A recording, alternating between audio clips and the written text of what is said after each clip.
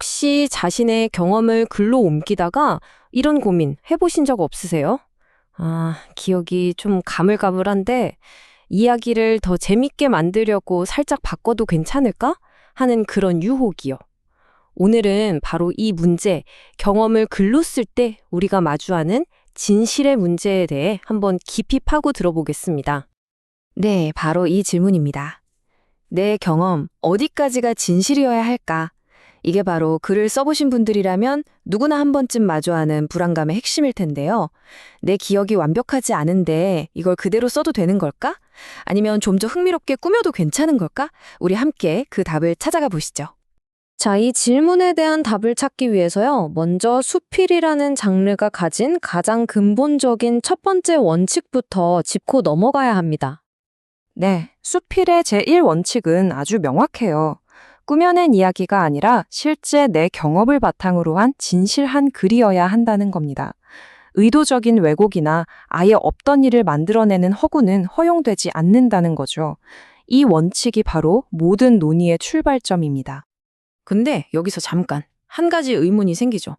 아니, 수필이 사실에만 기반해야 한다면 우리가 흔히 상상력의 산물이라고 생각하는 문학의 범주에 어떻게 들어갈 수 있는 걸까요? 이 질문을 풀려면요, 문학이 추구하는 두 가지 종류의 진실을 알아야만 합니다. 그쵸? 보통 이렇게들 생각하잖아요. 위대한 문학 작품들은 대부분 허구와 상상력으로 만들어낸 거 아니야? 바로 이 통념이 우리가 오늘 함께 탐구하고 깨뜨려 볼 핵심적인 생각입니다. 문학의 첫 번째 진실은 바로 그럴듯함입니다. 이건 주로 소설이나 희곡 같은 허구 문학의 진실성을 말하는데요. 실제로는 없는 이야기를 마치 진짜처럼 믿게 만드는 힘, 바로 그럴듯하게 표현하는 능력을 말하는 거죠. 반면에 두 번째 진실은 그러함입니다. 이건 수필이 추구하는 진실성이에요. 실제로 있었던 일을 사실답게 있는 그대로 표현하는 것을 의미하죠. 자, 이 화면을 보시면 두 개념의 차이가 한눈에 들어오실 거예요. 왼쪽의 허구는 없는 것을 있는 것처럼 만드는 그럴듯함을 추구하고, 오른쪽의 수필은 있는 것을 있는 그대로 보여주는 그러함을 추구합니다. 수필은 바로 이 그러함의 영역에 속하는 겁니다. 좋습니다. 수필은 사실을 있는 그대로 써야 한다. 여기까지는 이해가 됐어요. 그런데 여기서부터가 진짜 문제입니다. 과연 우리의 기억이 과거를 완벽하게 있는 그대로 담아낼 수 있을까요? 사실 기억은 복원이 아니거든요. 철학자 노에 게이츠의 이 말이 정말 핵심을 꿰뚫은데요.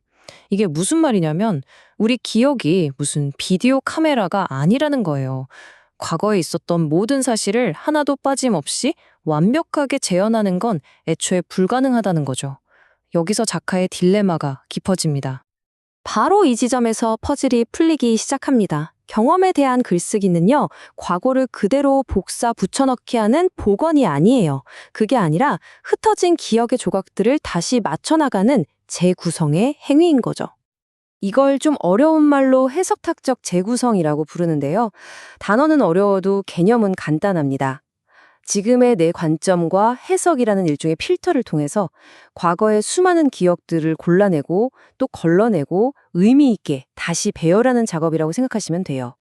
이 재구성 과정을 한번 쭉 따라가 볼까요? 먼저 어떤 실제 경험이 있었겠죠. 시간이 지나고 우리는 그 수많은 기억들 중에 일부를 선택하게 됩니다.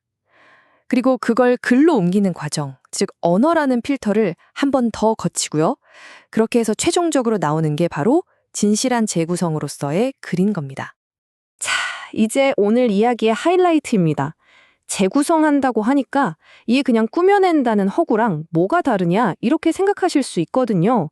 과연 이 둘의 결정적인 차이는 무엇일까요? 네, 바로 이 질문이요. 기억을 내 마음대로 선택하고 재배열하는 게 결국 이야기를 지어내는 허구랑 뭐가 다르냐는 거죠. 이 질문에 대한 답이 오늘 우리가 얻어갈 가장 중요한 통찰입니다. 결론부터 말씀드리면 완전히 다릅니다. 결정적인 차이는 딱 하나예요. 재구성은 여기 보시는 것처럼 이미 있는 재료, 즉 내 실제 기억의 조각들을 가지고 다시 배열하는 작업이고요. 반면에 허구는 아예 없는 재료를 상상력으로 만들어내는 거죠. 있는 것과 없는 것, 이 차이가 모든 걸 결정합니다. 이게 아직 좀 헷갈리신다면 역사학을 생각해 보시면 쉬워요. 역사학자들이 흩어져 있는 사료들을 바탕으로 과거의 사건을 재구성하잖아요.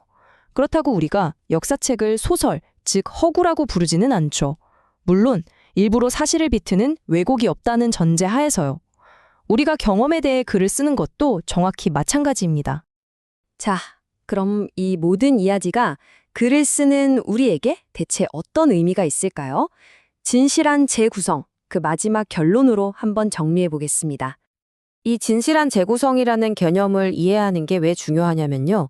첫째, 더 이상 모든 것을 완벽하게 기억해야 한다는 그 엄청난 압박감에서 자유로워질 수 있습니다.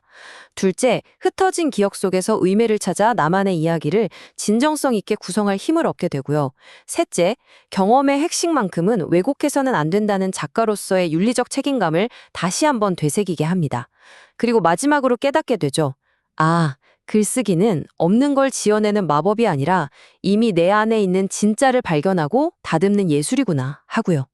재구성과 허구, 이 둘의 차이를 이제 확실히 알게 되셨을 텐데요. 그렇다면 지금 여러분의 삶 속에는 어떤 이야기가 이렇게 진실하게 재구성되기를 기다리고 있을까요? 그 이야기를 찾아 글로 옮겨보는 것, 어쩌면 그게 바로 여러분만의 진짜 문학을 시작하는 첫걸음이 될 겁니다.